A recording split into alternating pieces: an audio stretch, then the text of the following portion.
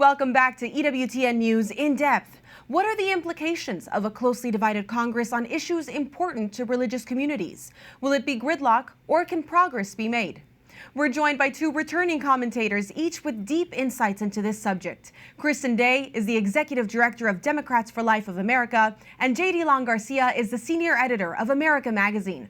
Thank you and welcome to you both. I'm sure you've watched this run of season very closely and the push to get everything done before the shift in power happens in January. Kristen, the runoff in Georgia had specific religious dynamics with Senator Warnock's Souls to the Polls campaign and an embrace of pastors pushing to get out the vote. Was this just state-specific, or do we think we'll see a resurgence of faith in elections and Democrats getting religion? Oh, I sure hope so. I hope it's an increasing trend, because we have seen a lot of attacks, on religious and religious freedom. So it is a hopeful trend. But the problem that I have with the Reverend's position on abortion, which is deeply concerning, and the fact that he voted for a bill that would basically allow abortion up till birth. So while the trend is good and moving toward more, supporting religion and promoting a religion is good, the abortion position is just so deeply concerning. Well, we'll talk about abortion a little bit more in a second. JD, let's talk about race. Race was a factor as well, with Senator Warnock becoming the first black senator in Georgia and continuing that trend. These milestones are significant. What did they tell us? What do they represent? Yeah, I think that the Congress is catching up in many ways to who we are as a nation. So I think that those things can be applauded. Herschel Walker obviously was another African-American candidate that was running. So in either case, there would have been I believe the first black senator elected to an entire senatorial term. That was going to happen inevitably. But I think as we're going through that, we also have to look at what the candidates stand for and look beyond their race as well. Absolutely. And voter issues and redistricting cases have reached the Supreme Court involving race as well. How might this affect people of faith? JD, please let me know what you think. And Kristen, if you want to weigh in on that, I'd be interested in hearing what you think that means for the party as well. Yeah, I think the redistricting that happens depends on what party's in power. It kind of changes. I think that we've seen, like in New York, we saw a lot of kind of surprise victories from Republicans in certain sections there. In Texas, we saw a lot of Hispanic, Latino candidates that were running, and some won, some didn't. So I think that that's all a lot. We have to be careful about that. And again, I think that paying attention to where people stand on the issues is very important. Kristen, do you have thoughts on that? Yeah, redistricting always is a huge issue. We do it every 10 years, and I was involved several years ago when we redistricted in Michigan. And it really does depend on who's in power and how the lines come out.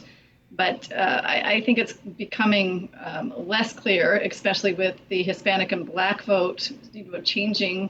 And the Republicans increasing their ability to reach out to these two demographics. So we'll have to see how it will play out. And an important issue now, let's talk about how that affects abortion as well. With abortion now at the state level, what might 2023 look like? It seemed to fare pretty poorly in the midterms. It did appear to produce some very huge disappointments for us in some areas. But when you look at the overall effect, when you look at other states such as Ohio, where Tim Ryan wasn't able to pull off a victory there, largely due to his position on abortion. So it was a net negative for Democrats there. In Michigan and other places where they had ballot initiatives, we were outspent. The pro-life side was outspent 10-1. And getting the message out that that wasn't the truth about what the ballot initiatives have done. So we do have a huge thing to do in 2023 is educating people on the real effect of some of these ballot initiatives and how they will harm women. We are working in Virginia to pass a 15-week limitation bill. And we see the challenge here is, yes, we want to do a 15-week limitation bill, but also we need a whole life package to support women and help her have the ability to bring that pregnancy to term. JD, I'm going to ask you. Sorry, JD, I'm going to ask you about pregnancy support in a second. But before that, Kristen, do you think a 15-week abortion ban at the federal level might be possible? I do not think next year. I think the battle should be in the states right now. So states like Virginia, who are looking at a 15-week limitation bill, and other states who are looking at, heartbeat bills or 8-week limitation bills. So I think the challenge, it really should be in the states right now. The Senate will definitely not pass a 15-week limitation. The House may, but it won't go anywhere. But we wouldn't have the numbers to override the veto if it did end up getting to President Biden. So I think we really should focus on the states and looking at how we can lower the maternal mortality rate, how we can address, accommodations in the workplace for women, pregnant women, lowering the maternal mortality rate. I think we need to look at the whole picture of how we can best support pregnant women in making a real choice and not feeling like abortion is the only choice. And the states have the ability to really come up with innovative ways to do this. Exactly along those same lines, JD, the Pregnant Workers Fairness Act, which is endorsed by the USCCB but has some worrying it might pay for abortion travel, provides some reasonable accommodations for pregnant workers. It failed in the Senate yesterday but speaks to the post-Roe reality for women. What are your thoughts on the act? Yeah, I think that and that we can't find any kind of compromise solutions here. But speaking related to or echoing what Kristen was saying, I think that that's true. I think that we're in a place right now in the Senate, and we will be in the House as well, where we're not able to find that kind of compromise legislation that actually represents what most Americans believe, what Americans hope for. So I think it's tragic that we're not going to be able to pass a 15-week ban in Congress in the coming session. And I think that this last act that just failed, I think, is an indication of what is in store for the coming 2 years. And what else needs to be happening? Real quick, let's talk about another issue that also has great controversy associated with it, immigration and immigration reform. Might that be something that is possible or could it be brought to the table again in this new Congress? Go ahead. I was just going to say, one of the hopes that I had in 2008 when Obama won was that we were going to see some sort of immigration legislation that was passed. I mean, I know that we came really close to passing the DREAM Act back then, and that was when the presidency, the House, and the Senate were all controlled by Democrats. But it didn't seem to happen then.